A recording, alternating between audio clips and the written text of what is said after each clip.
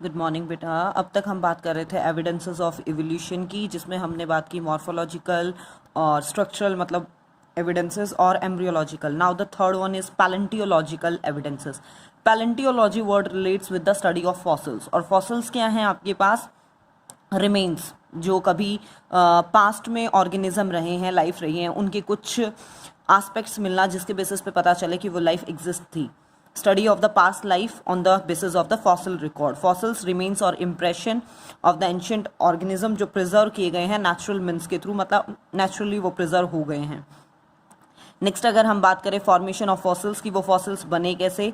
During the formation of sedimentary rock, ठीक है, जो सेडिमेंट्री रॉक बन रही थी, the dead animals of the sea, large lakes, animals of the land carried to the sea, मतलब जितने भी वो सी तक पहुंचे, लार्ज लेक्स तक पहुंचे, वो धीरे धीरे क्या उन रॉक्स के अंदर, मतलब क्या है आपके पास कि वो डेड एनिमल, मान लीजिए यहाँ ये मेरा हाथ डेड एनिमल को रिप्रेजेंट कर रहा है, इसके ऊपर सॉइल की लेयर आती, लेयर लेयर लेयर आती चली गई, लेयर्स आ रही हैं और बीच में कहीं कोई एनिमल आ गया और उसके बाद कंटिन्यूस वो फॉर्म चलती चली गई, वहाँ से ऑक्सीजन बिल्कुल कट ऑफ हो गई, जिसके कारण डिके नहीं हो पाया और वो फॉसिल्स की फॉर्म में convert. Now see the kinds of fossils, ये आपको इस टेबल की फॉर्म में करना है।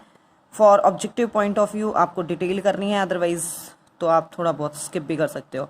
फॉसिल काइंड की अगर हम बात करें तो entire organism mode of formation में वो आइस में फ्रोजन हो गए, एम्बर के अंदर, एसफॉल्ट और पीट बॉक्स। ये एम्बर एसफॉल्ट क्या है बेटा आपके पास? जैसे वो राख वाला पोर्शन, ठीक है, जलाने के बाद। वुली मैमूथ, ये एग्जाम्पल है जिन जिनके मिले थे ऐसे।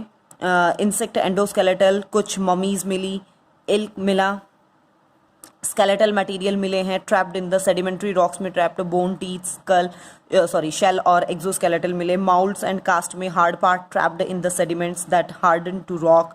Skeletal dissolves but leaves its impression, मतलब ये सारी चीज़ें उनकी मोड ऑफ फॉर्मेशन में कि वो धीरे धीरे बनते चले गए, जैसे गेस्ट्रापोड की पोर्टलैंड से देखने को मिला था।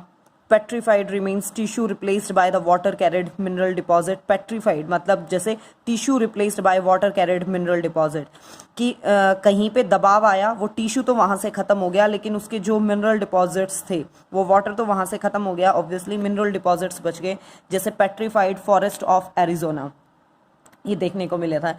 Impression remains in the fine grain sediments which organisms died. जितने भी सेडिमेंट्स छोटे छोटे वो चूने मतलब पत्थर लाइक मटेरियल थे, उनके अंदर ये इम्प्रेशन, जैसे नॉर्मली गीली मिट्टी है वहाँ पे आप हाथ रख दो, इम्प्रेशन हो गया, वैसे ही कि वो निशान मिले हैं जैसे आर्क्योटेरिक्स के फैदर के।